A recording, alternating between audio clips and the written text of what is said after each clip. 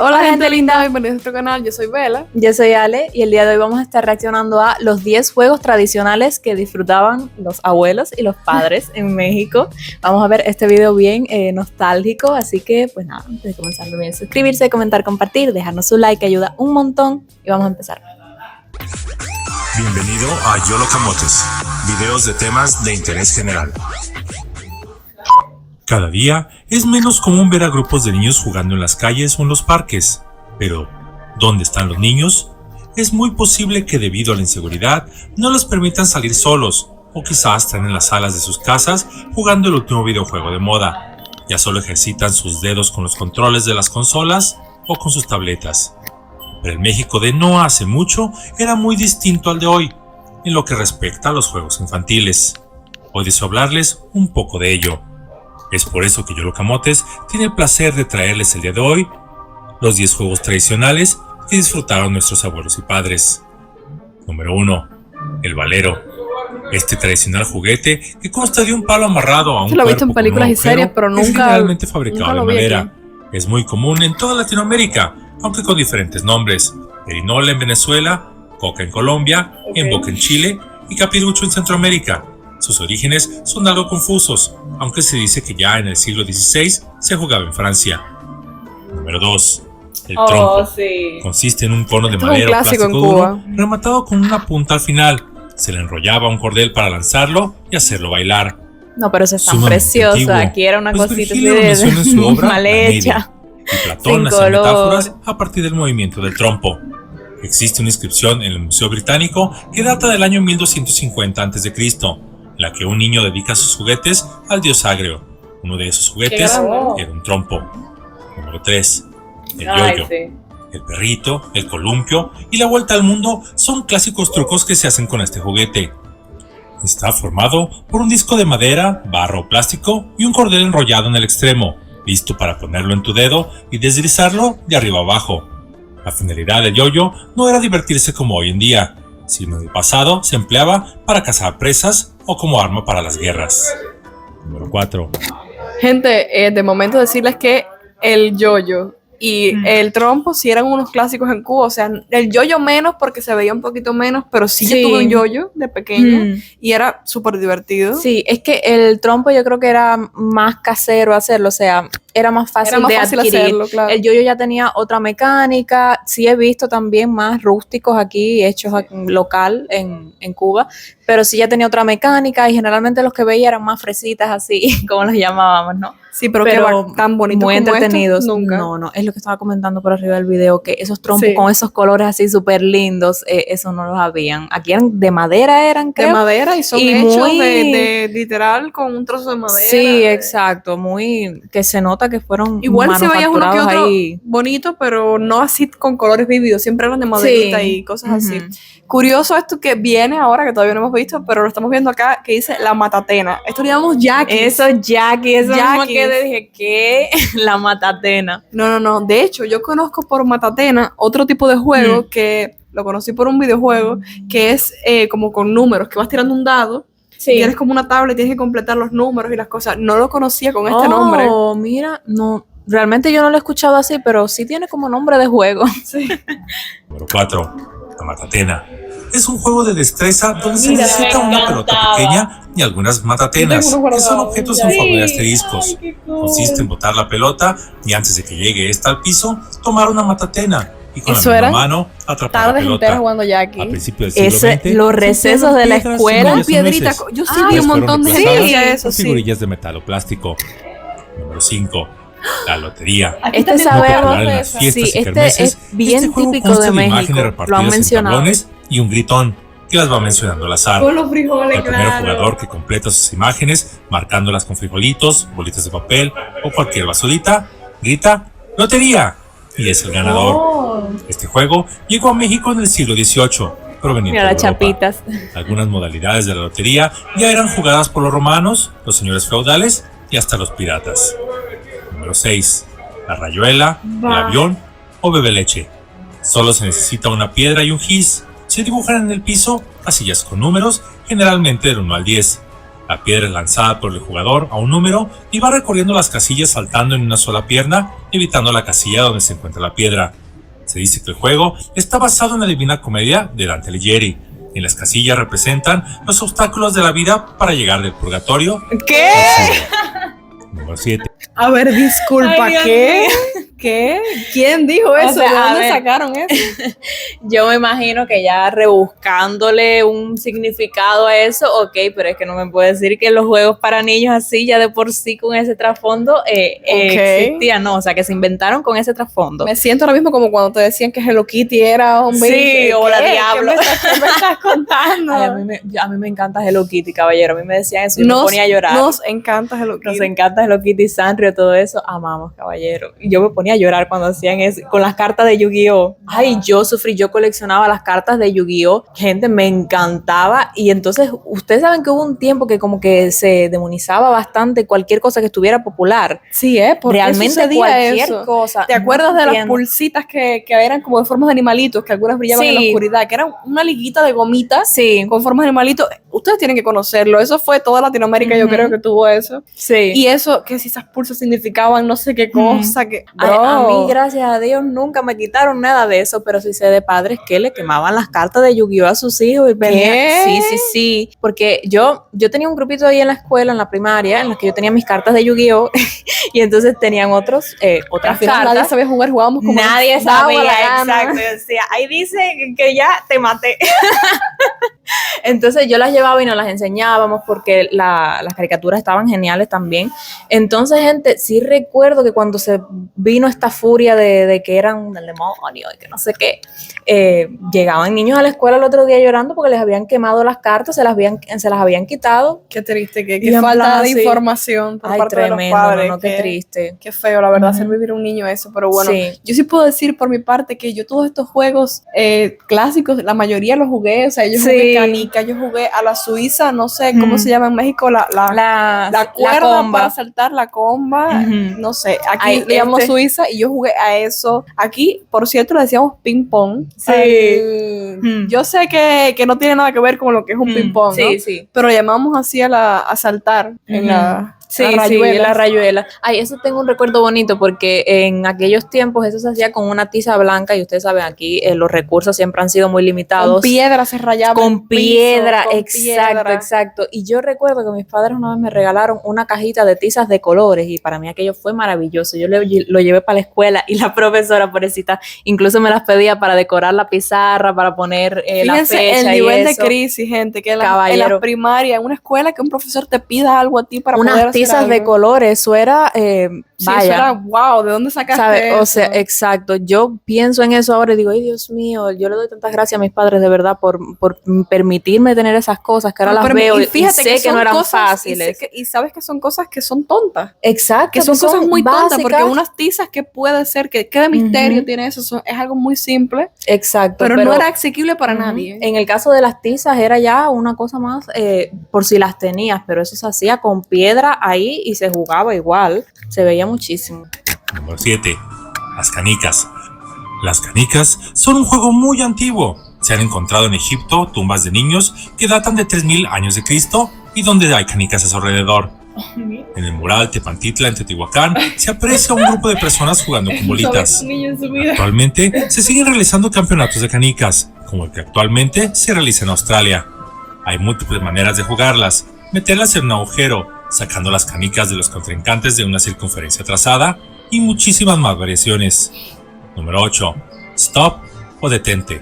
¿Qué? Declaro la guerra en contra de mi peor enemigo, que es... Se comienza el juego con esta frase, donde hay un grupo de niños alrededor de un círculo con casillas con nombres de países. Todos se echan a correr y el niño con el país mencionado grita stop o detente. Ahí dice ello Cuba. Para que se detengan. A continuación el niño elige a un jugador y debe adivinar en cuántos pasos llegará a él.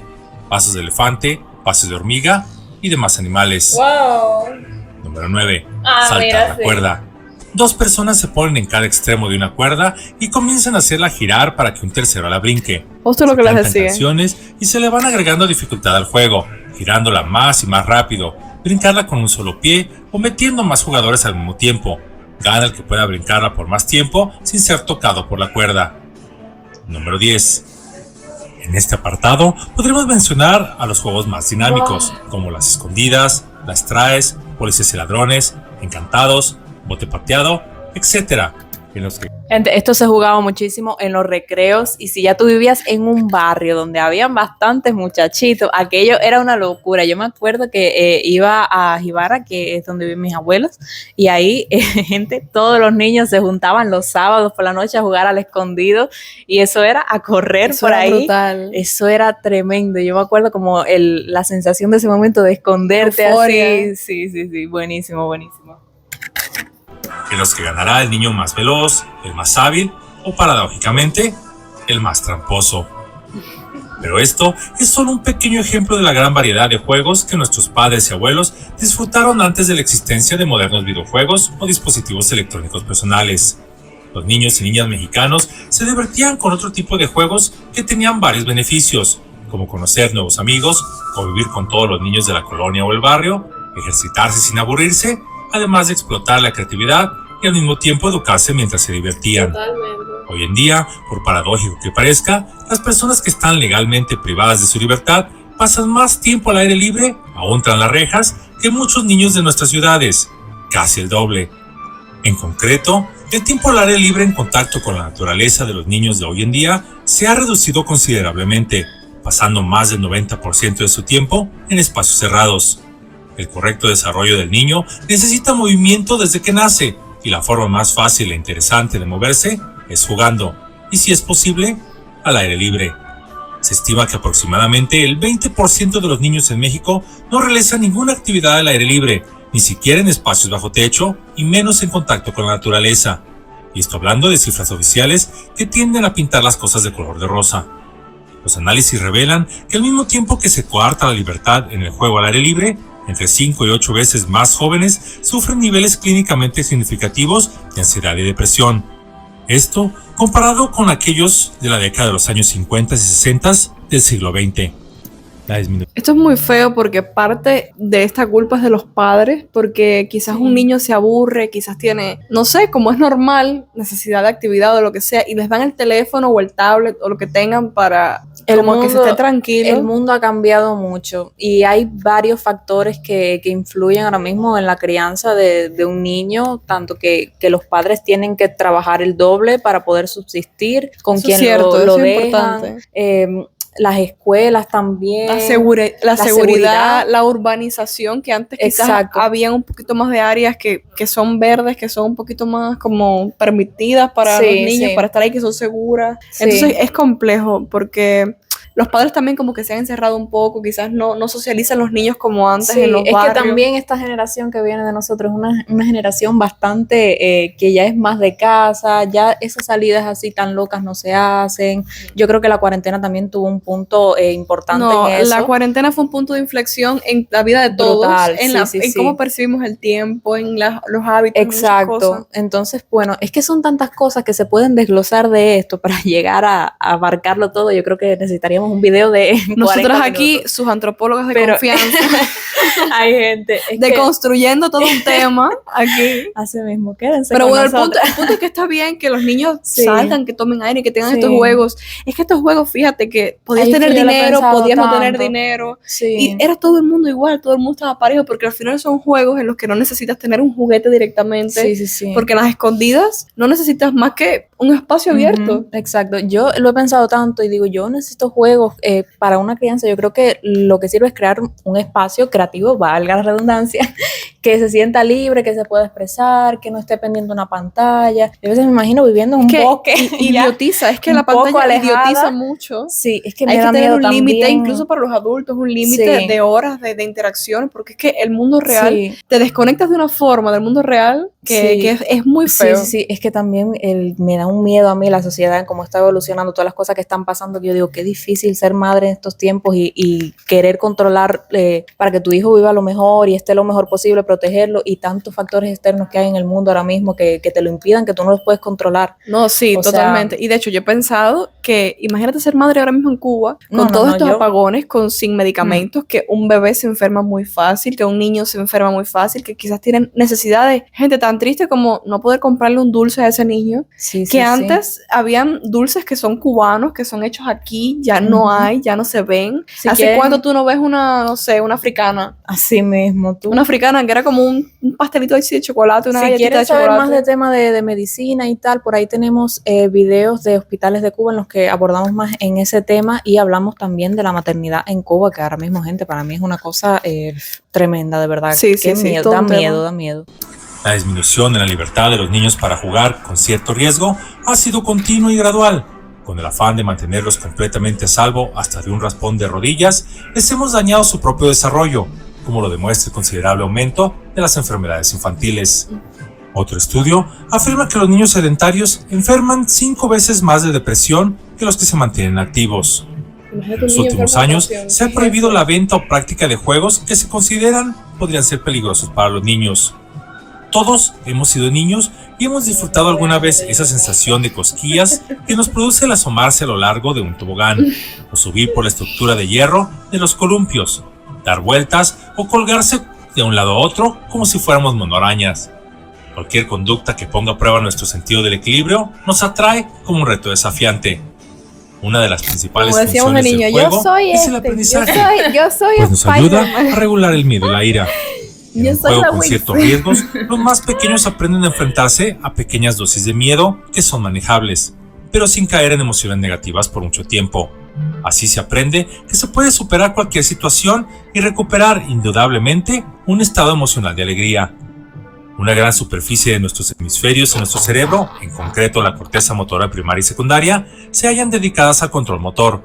Durante el desarrollo temprano de todo niño, nuestro cerebro aprende poco a poco a moverse de manera cada vez más sofisticada, coordinando con mayor precisión los sistemas implicados con la función motora y emocional del niño. Y ese aprendizaje se realiza en la infancia mediante el juego. Muchas funciones del sistema nervioso se desarrollan de manera crítica durante los primeros años de vida. Cualquier alteración negativa a este sistema durante esa etapa infantil provocará muchos trastornos neurológicos en nuestros hijos. El sistema nervioso, dentro de sus muchas funciones que realiza, una de ellas es la del equilibrio, y la cual necesita de estímulos para su desarrollo, ya que de lo contrario, la movilidad del niño no estará optimizada y éste tendrá miedo ante cualquier desafío que conlleve desplazamientos en altura, velocidad, giros o cambios de postura bruscos.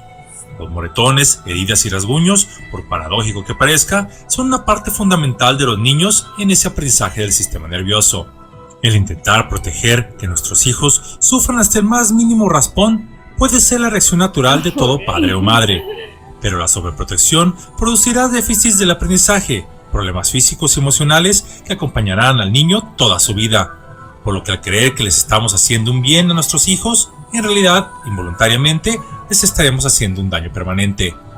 El juego debe ser la principal actividad de un niño, es lo que su cerebro espera, juegos y más juegos, sobre todo relacionados con la actividad física y preferiblemente al aire libre. La humanidad vive en megaciudades desde hace pocos cientos de años y la evolución no ha podido adaptar nuestro organismo a vivir en ellas. Cuando un niño juega al aire libre, preferiblemente en un entorno natural, el cerebro lo agradece con una inyección de felicidad, algo que es parte nuestra desde que el hombre camina sobre la tierra. ¿Hay riesgos? Por supuesto, pero a eso se le llama vivir. Por naturaleza, los niños no tienen excesiva conciencia del pasado y tampoco del futuro. Ellos viven el momento. Su actividad principal es jugar, y el juego promoverá que nuestros hijos aprendan a moverse con habilidad, a medirse, a valorar las situaciones de manera adecuada, y cuando no hay otro remedio, a defenderse mediante la fuerza física, y sobre todo hacerlo con la medida adecuada. No puedo evitar pensar ahora que me llegó ese pensamiento. ¿Quién de nosotros no soñó con una casa en el árbol?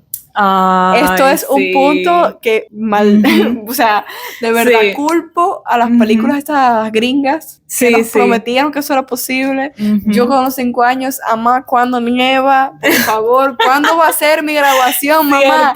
Me voy a graduar yo en un baile de esto. Sí, el baile de graduación. No fue así, me dieron un título, me dieron una palmadita en el hombro y me dijeron, vaya para su casa que ya es vacaciones. Y yo, gracias.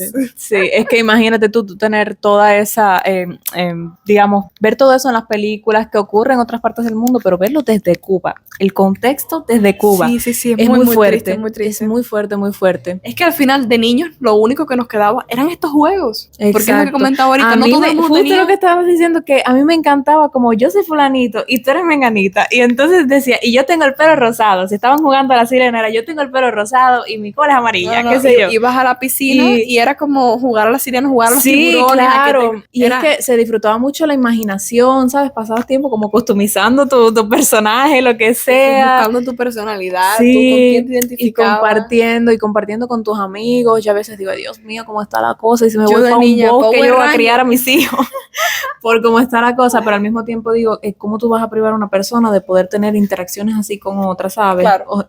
Ojalá que apuesten por crear espacios seguros, parques y todo eso para que los niños puedan estar, los padres sientan que hay una seguridad. Exacto, también. Yo creo que todo es encontrar un punto medio, sí. Porque no podemos negar también la tecnología y accesos a internet que nos facilitan muchas cosas y muchos procesos de aprendizaje de los niños, pero es saber utilizarlos y utilizarlos con responsabilidad. Pero tiempo en pantalla para los niños, a mí de 1 o 2 años me parece una locura. Hay como tablets y cosas así que son específicamente para niños, también con ciertos accesos, también está el control parental que puedes decidir cuánto tiempo utiliza, qué utiliza, así que eso está muy bien, gente. Eso ya les digo, parece bien respeto, para edades más avanzadas, sí. Pero así de niños tan chiquitos, 1, 2, 3 años, yo no creo que haya necesidad. No creo que haya necesidad de enseñarlo en la pantalla, pero es que pensemos en que los niños también hacen lo que ven, más que lo que les dicen, porque no tienen un juicio creado.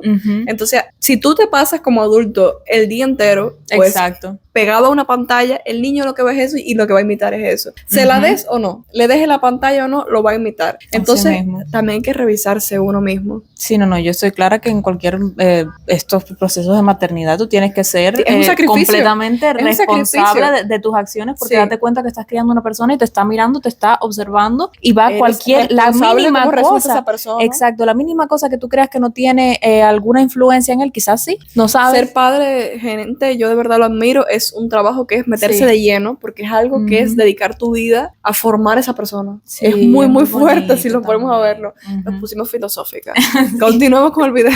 Respetando en lo posible los valores aprendidos de padre y madre.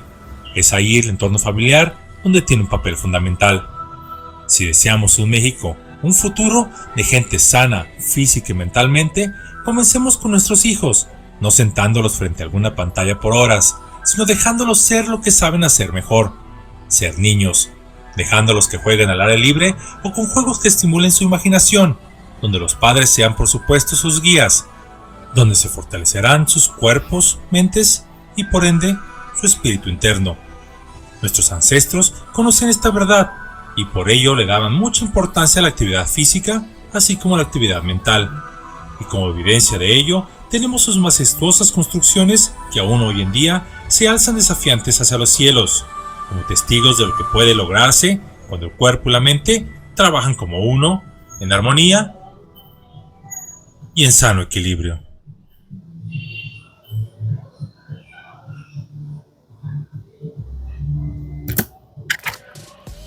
Bueno, gente, yo realmente espero que les haya gustado el video. Hemos hecho aquí un montón de reflexiones, Ale y yo. Hemos compartido nuestra forma de ver quizás hasta la maternidad y las cosas. Así que, bueno, ahí tienes chismecito para rato. Me gustó mucho porque me dio bastante nostalgia de los tiempos de antes y me hizo pensar en el futuro, en lo que quieres tú, cómo criar a tus hijos, cómo va a ser todos esos procesos.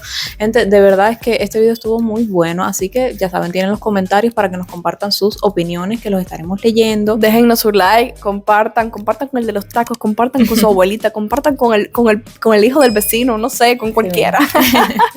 Que nos ayuda un montón. Recuerden también hypear este video y nos veremos en un próximo. Bye.